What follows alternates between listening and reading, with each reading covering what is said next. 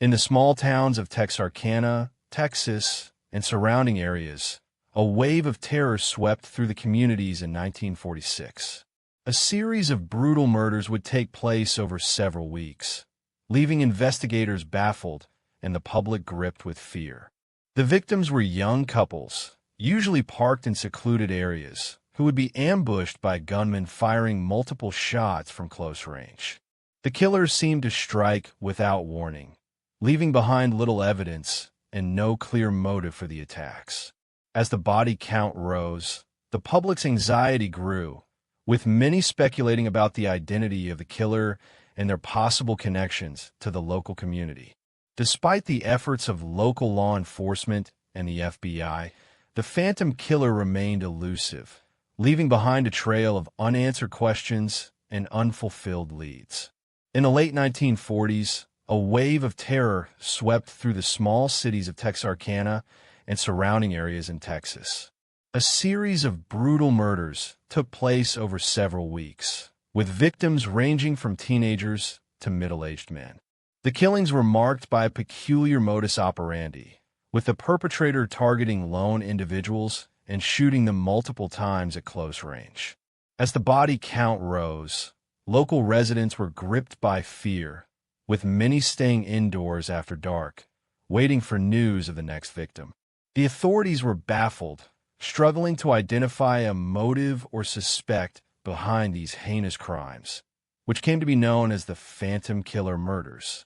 Little did anyone know that this was only the beginning of a cat-and-mouse game between the Phantom Killer and law enforcement, with devastating consequences for both sides. The town of Texarkana, nestled on the Texas-Arkansas border, was never prepared for the terror that would grip it in the spring of 1946. It began with the gruesome murder of Betty Jo Booker, a 21-year-old high school student who was shot and killed while walking home from a dance on April 13th. Just days later, another young woman, Polly Nichols, was found brutally murdered in a wooded area just outside of town. The murders sent shockwaves through the community, and as more bodies turned up, it became clear that something was terribly wrong. Authorities were baffled by the lack of evidence, with no witnesses coming forward and no signs of forced entry or struggle left behind. As the death toll rose to 5, a sense of panic began to set in among the townspeople, who were now living in fear of being next on the Phantom Killer's list. As the Phantom Killer's body count continued to rise, investigators found themselves struggling to piece together a coherent narrative. The local sheriff's department was overwhelmed by the sheer number of potential leads, but each one seemed to lead nowhere. Authorities began canvassing the area, speaking with witnesses and gathering statements. Despite their best efforts, investigators were unable to pinpoint a single suspect or motive. The investigation was plagued by internal conflicts and miscommunication, further hindering progress. As the days turned into weeks, public frustration grew, with many calling for a more decisive approach from law enforcement. In the midst of the Phantom Killer's reign of terror, a peculiar encounter took place that would further fuel speculation about the killer's identity and motives. Local resident Edna Brumfield claimed to have seen a suspicious stranger lurking around her neighborhood in late 1946.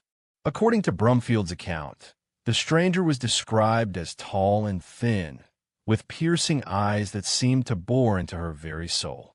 The details of this encounter were shrouded in mystery, leaving authorities with more questions than answers about the Phantom Killer's true identity and motivations. Brumfield's description sparked a new wave of interest in the case, but it ultimately proved to be just another dead end in the investigation. As the weeks went by, the Phantom Killer continued to strike, leaving a trail of blood and terror in their wake. As the investigation into the Phantom Killer continued, authorities began to make crucial mistakes that would ultimately hinder their chances of catching the killer. One major misstep was the failure to secure key evidence at the crime scenes, allowing potential leads to go cold. Investigators also made the error of releasing details about the case to the press too quickly, potentially spooking the killer and making it harder to track them down. Furthermore, the authorities' reliance on outdated forensic techniques hindered their ability to gather accurate evidence, leading to a series of false leads and dead ends. As the case continued to stall, rumors began to circulate about the involvement of corrupt law enforcement officials in the cover-up, further eroding public trust in the investigation. The cumulative effect of these mistakes and missteps was a botched investigation that ultimately failed to apprehend the Phantom Killer, leaving behind only unanswered questions and a legacy of suspicion.